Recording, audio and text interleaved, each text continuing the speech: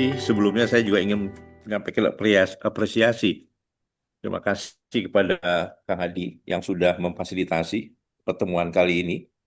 Juga kepada para guru besar, para senior, para sejawat sekalian yang sudah berkenan hadir pada malam ini. Assalamualaikum warahmatullahi wabarakatuh. Waalaikumsalam. Izinkan barangkali untuk pembuka diskusi, saya akan menyampaikan sedikit eh, paparan yang mudah-mudahan bisa membuka cakrawala diskusi kita pada malam hari ini yang mungkin nanti ada di teman-teman dari MGBKI ini juga bisa menambahkan.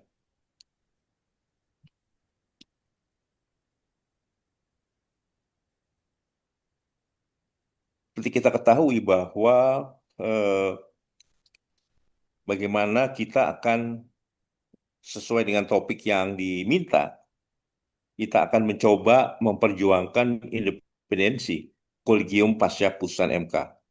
Tadi sudah sebutkan putusan MK nomor 111 dan nomor 182. Seperti kita ketahui, pada malam hari ini kita akan membahas satu hal yang saya kira sangat mendasar. Bagaimana kita semua memahami dan mencoba mengimplementasikan putusan MK secara utuh dan konstitusional, di mana independensi kolegium itu bukanlah suatu upaya perlawanan terhadap negara, tapi ini adalah upaya menjaga mutu, profesi, dan keselamatan pasien dalam kerangka konstitusi. Saya kira ini menjadi kepentingan kita semua, profesi medis, kedokteran, menyikapi apa yang sudah dilakukan oleh Kementerian Kesehatan yang seyogyanya itu bukan domain Menteri Kesehatan. Dan tentu saja yang perlu kita ketahui bersama adalah Kenapa nih? apakah bisa terlihat? Wah, Yang jadi problem adalah bagaimana apabila terjadi bahan kamu pihak bukan dengan yang itu sendiri. mencoba mensimplifikasi. Jadi tafsir yang keliru adalah seolah-olah putusan MK itu memperkuat kendali administratif negara atas substansi keilmuan profesi. Tapi sebetulnya realitasnya kolegium adalah representasi dari komunitas profesi yang berbasis ilmu pengetahuan.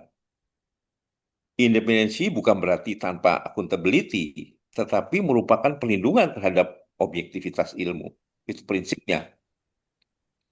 Membaca putusan MK secara utuh, putusan MK itu tidak boleh dibaca secara parsial. Ia menegaskan batas konstitusi yang jelas. Di situ juga disebutkan negara boleh mengatur sektor kesehatan, tetapi tidak boleh mengambil alih substansi keilmuan. Ini adalah koreksi relaksi kewenangan, bukan penghapusan otonomi akademik kolegium. Negara boleh saja mengatur sektor kesehatan secara administratif dan maupun regulatifnya, tetapi negara tidak boleh mengambil alih substansi keilmuan dan otonomi akademik kolegium. Makna sejati independensi kolegium yang kami maknai adalah dia harus berbasis evidence, keputusan ilmiah, standar kolegium, juga kurikulum.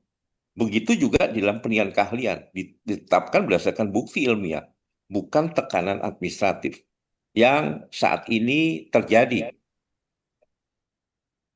Meskipun demikian, tentu saja independensi itu juga mempunyai makna. Dia harus akuntabel. Independensi tidak berarti bebas dari pertanggungjawaban, tapi dia harus transparan, accountability, dan tetap menjadi fondasi. Hal ini tentu saja sekaligus menjadi perlindungan publik. Justru independensi kolegium itu merupakan bagian dari perlindungan masyarakat dan keselamatan pasien.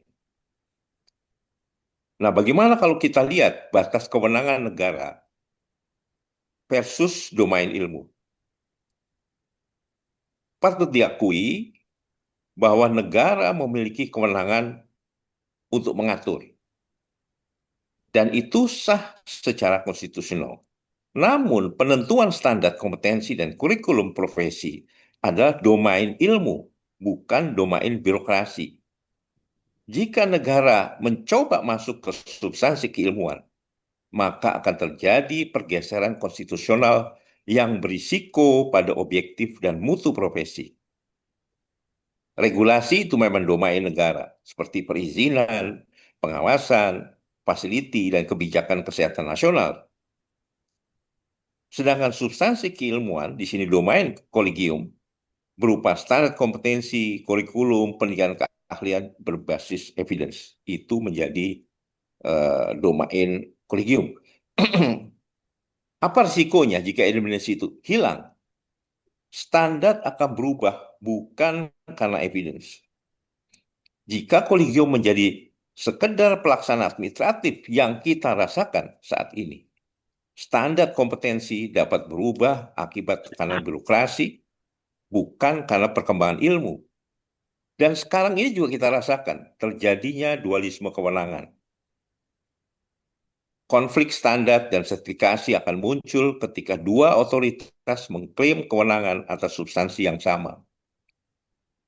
Dan yang paling dirugikan tentu sajalah masyarakat. Pada akhirnya juga yang menanggung risiko paling besar adalah pasien dan masyarakat yang bergantung pada mutu profesi kesehatan. Dan bagaimana strategi perjuangan yang elegan dan secara konstitusi, di mana perjuangan ini harus elegan dan konstitusional, bukan konfrontasi, melainkan bagaimana kita mengawal jika regulasi dan turunan yang menyimpang dari semangat putusan MK. Langkah korektif secara hukum dan akademik adalah sah dan etis. Kita harus memahami, mencoba kembali membaca putusan MK secara utuh dan konstitusional. Dan kita juga punya kewajiban bagaimana kita mengawal, memantau regulasi turunannya agar sesuai dengan semangat putusan Mahkamah Konstitusi. Dan kita harus juga wajib mengkoreksi, ambil langkah-langkah hukum yang diperlukan. Begitu juga langkah akademik jika terjadi penyimpangan. Dan sebagai penutup tentu saja, ilmu itu sebagai kompas, sedangkan konstitusi sebagai pijakan kita. Dalam memperjuangkan independensi kolegium adalah menjaga keseimbangan antara regulasi negara dan otonomi keilmuan. Ilmu harus tetap menjadi kompas dalam setiap keputusan profesi. Sedangkan pasien adalah kita utamakan bagaimana kita keselamatan pasien itu harus tetap menjadi tujuan utama. Begitu juga secara konstitusi harus menjadi pijakan bersama seluruh pemangku kementerian. Terima kasih. Salam hati nurani. Mudah-mudahan ini menjadi pembuka, jadi diskusi, mungkin tambahan kepada para senior, para guru besar, dan sejawat sekalian. Terima kasih. Assalamualaikum warahmatullahi wabarakatuh.